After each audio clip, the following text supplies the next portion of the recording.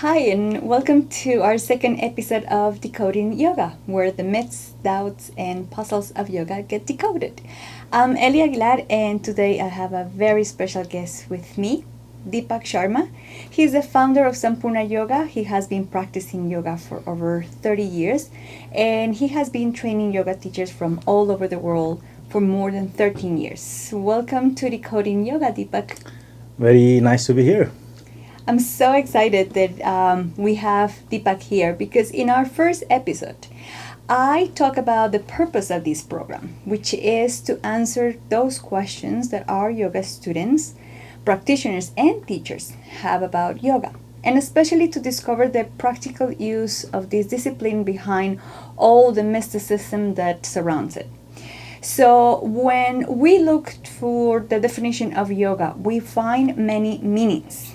But still today, a lot of people don't know what yoga really is or what is its practical use. And that's the reason why I invited Deepak to be here. I met Deepak in 2014 when I first came to India to do my yoga teacher training course. He is the founder and the owner of Sampoorna Yoga in India, and today I'm so lucky that he is in Costa Rica, so I invited him to the studio to shoot this episode with me and to talk about what yoga really is. Anyway, Deepak, so because you have so many years in the yoga industry, in the yoga world, you have been training so many people from all over the world. I'm pretty sure you have heard a lot of confusion, misconceptions. I know that when yoga left India and came to the West, it got mixed with so many other disciplines. And believe it or not, in this side of the world, a lot of people still don't know what yoga is. When people ask me what is it that I do, and I say, well, I teach yoga because basically for the last 9 years since I came to India to Sampoorna, that's what I've been doing. I've been training people to become yoga teachers. So when I explain this to people, they're like, oh, I would love to have a class with you, but I'm so stiff, or I'm not flexible, or I'm this, or I'm that. And I'm like, that's not exactly what I do, and that's not necessarily only what is yoga about. So anyway, I would love to know, like, what is the most common misconceptions you have heard in all those experiences, you training people that are not from India, they're not familiar with yoga.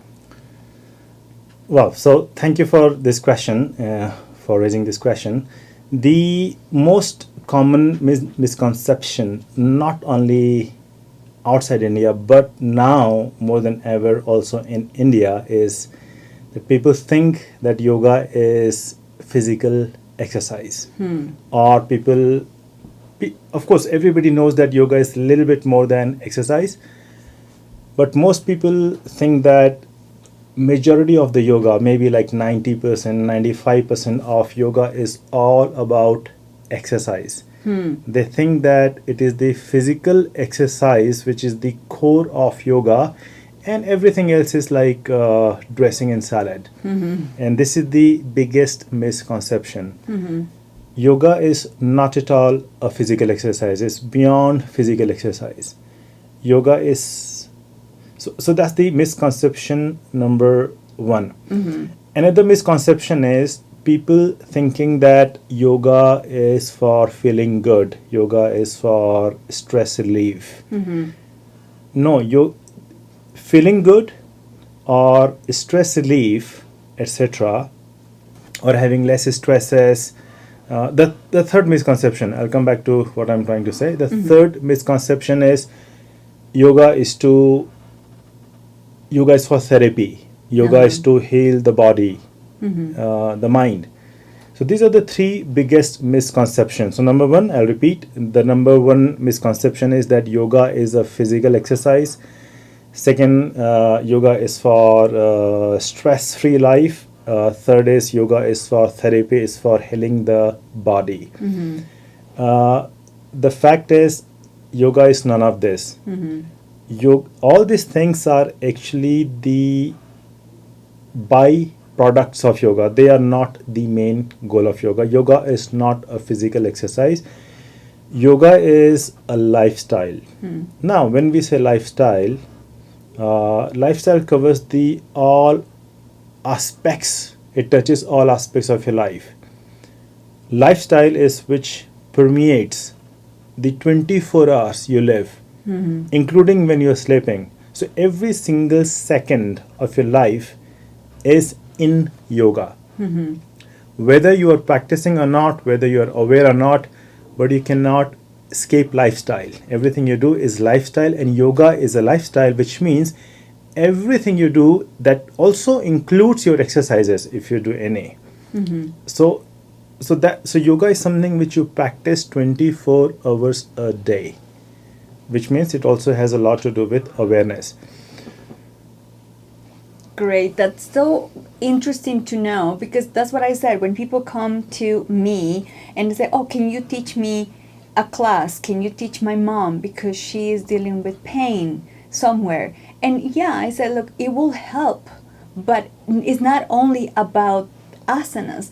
Or people, and this is so interesting, and especially this happened a lot in India. People say, "Can you give me two postures to lose weight? One posture for this?"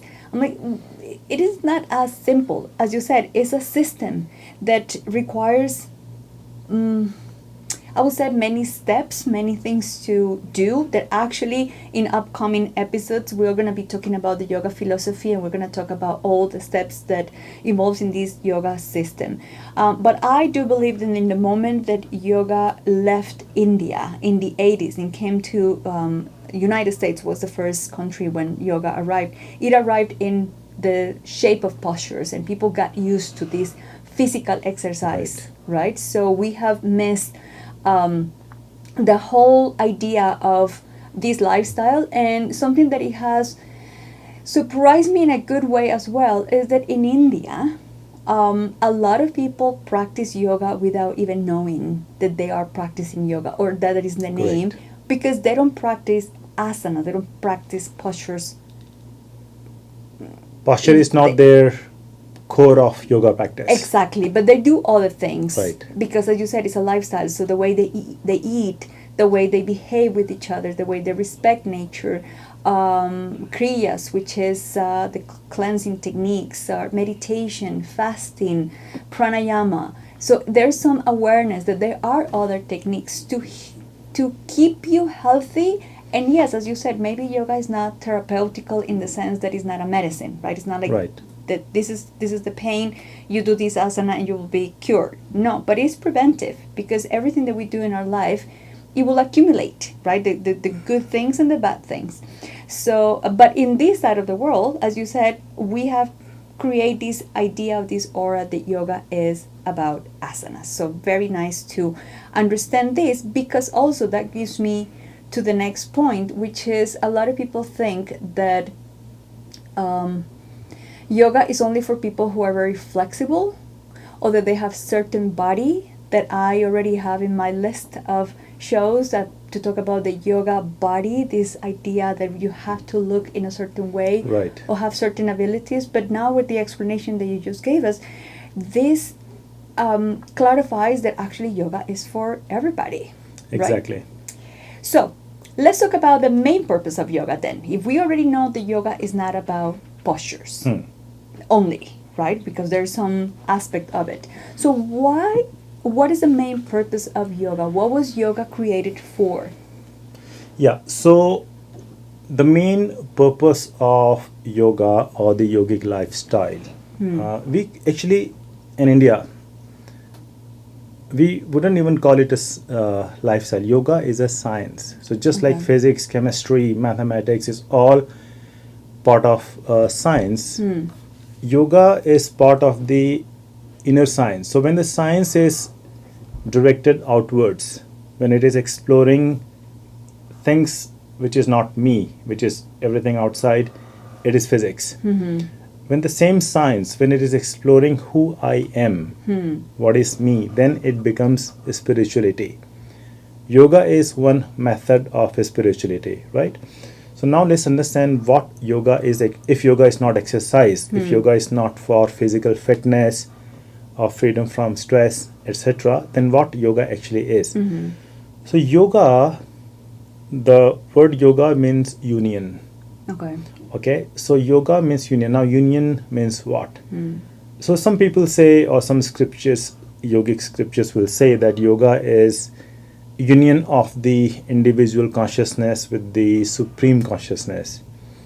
Yoga is with lower consciousness with higher consciousness. Yoga is union between the Shiva and Shakti. There are definitions like that. But the fact is, yoga is union of yourself with yourself, or let's say yoga is union of yourself with your true self. Now, what does it mean? Okay, now let's come to the most common human problem or goal. The most common human problem or the goal is that end of the day, it can be even animals, any living being, any human, all we are seeking is to be happy, right? Correct. Whatever the method may be, whatever the process may be, it can be a good way, bad way, but everybody is seeking happiness. That's the problem number one. Everybody wants to solve in different way. Secondly, we also want to make sure that once we have got that happiness stays with us. It is not taken away. So we want to be happy and we want to stay happy. And the problem is, however much we try, doesn't matter which race, which country you're from, poor, rich, king, ordinary citizen, good guy, bad guy, it doesn't matter.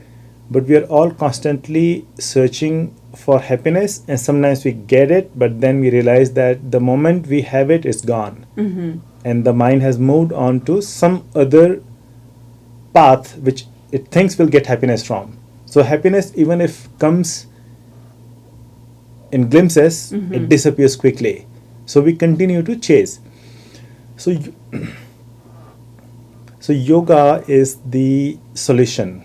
Okay. So yoga, or let's say I will call it a spirituality, the spiritual science says that our true being, our true nature, our true being, I would say, there's a dimension where we actually exist. So this is the physical dimension. This is not who we really are. So this body, the role we are playing in this world is very much like you have chosen an avatar in a video game and you're playing it. And you have forgotten, you have become so identified with your avatar you have taken in the video game that you don't even remember that you are actually somebody who is sitting outside and playing the game.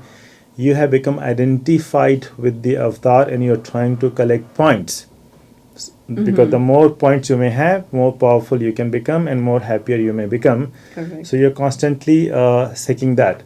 Okay, so yoga is basically, so spirituality says that you need to be happy and to be permanently happy, to be permanently in a blissful state without the fear of losing it.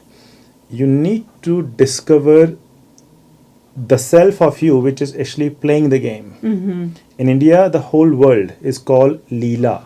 Okay. It's a word, very popular word in India. It's called Leela, Leela. Leela means play of God. The whole manifestation, the whole manifested world is play of God, is play of the divine consciousness, right? So yoga says that yoga will show you the method through which you can find your true self. And according to yoga, your true, if you have discovered your true self, then